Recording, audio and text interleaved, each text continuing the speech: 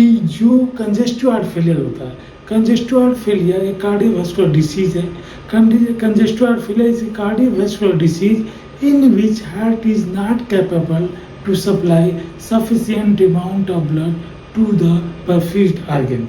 तो ये sufficient amount of blood perfused organ में जो है सप्लाई नहीं कर पाता है, जितना नॉर्मल 70 ml स्ट्रोक वॉल्यूम होता है उतना सप्लाई नहीं कर पाता है, तो कुछ कंजेशन की वजह से सप्लाई होता है। इसी को हम कंजेस्टिव हार्ट फेलियर बोलते हैं। इसके ट्रीटमेंट के लिए जो 2-3 तरह की मेडिसिन यूज करते हैं, जैसे हम यूज करते हैं एस इनहिबिटर्स यूज करते हैं, और जो डायोटिक्स यूज करते हैं, और आइनोट्रोपिक एजेंट यूज करते हैं। तो ये ड्रग यूज करते हैं। तो उसमें जो है एस इनहिबिटर्स और जो है डायोटिक्स दोनों प्रोटेक्टिव हैं हार्ट के लिए। हार्ट को ये प्रोटेक्ट करते हैं by decreasing the pre load and after load on the heart. तो ये हार्ट की प्रॉब्लम को कम करते हैं, मतलब हार्ट पे ओवरलोड होने से बचाते हैं। लेकिन मेन ड्रग यूज होती है, जो फर्स्ट लाइन ड्रग होती है, वो होती है डिजॉक्सिन या डूबुटामाइन। तो ये आइनोट्रोपिक ड्रग्स है। आइनोट्रोपिक ड्रग का मतलब ये होता है कि increase the force of contraction of myocardial muscle.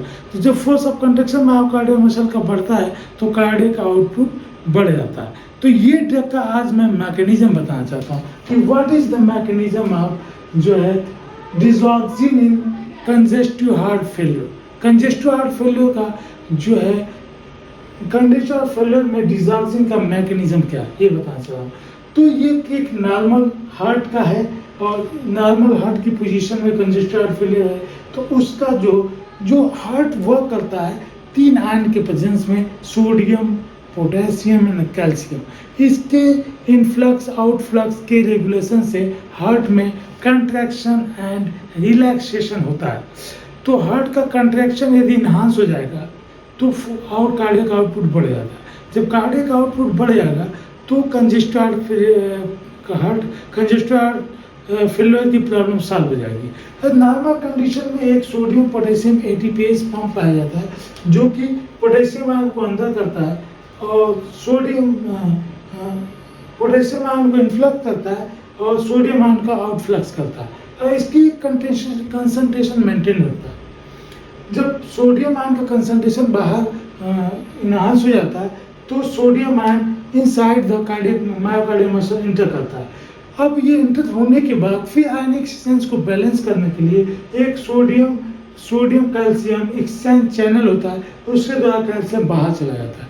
अब कैल्शियम बाहर चला जाता है तो force of contraction myocardial muscle का हो नहीं पाता है, तो कंजेस्टिव हार्ट फेलियर की प्रॉब्लम और बढ़ती है, चाहे वो बनी रहती है।